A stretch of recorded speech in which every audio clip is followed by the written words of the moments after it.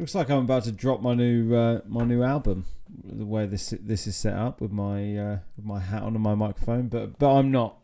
I was just going to give you a bit of an update on my movements. I like doing Twitch streams because it shows my LinkedIn community who I am.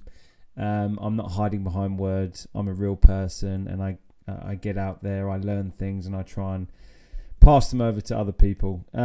So I've just recently been in France. I ate lots of bread and cheese. So went to the gym last night to try and make myself feel a bit better. Didn't really work. I drank some good wine, some really good wine, and didn't have a hangover, so that helped. Played some golf. Would recommend the south of France, some good golf courses. But the premise of my trip was I met a very old family office. This old family office dates back to the 1800s.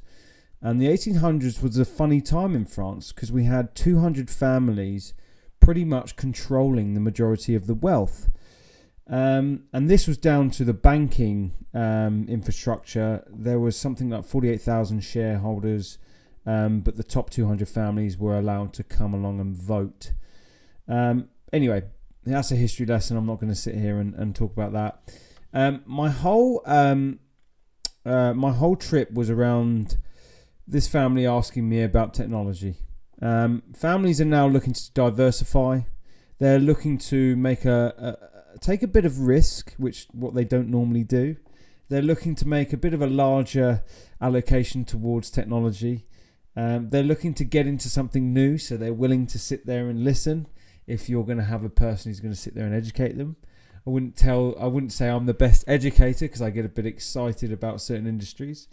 However, I do my best. So, going back to my initial story is really what we have now is we have a bunch of families who are curious. They're very old. They've held traditional assets like land and real estate, possibly art.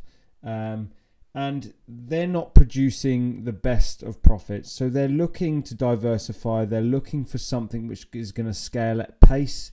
They're also looking for product which could be guarded from a global recession, which is quite interesting. And typically technology can be. So some good discussions around that. I can't really go into much more because it's family office space is still quite private, especially the older families. But a good trip. And all I can say really is the family office space is becoming quite popular. I think we've had 10,000 single family offices, and that's a tenfold increase since 2008.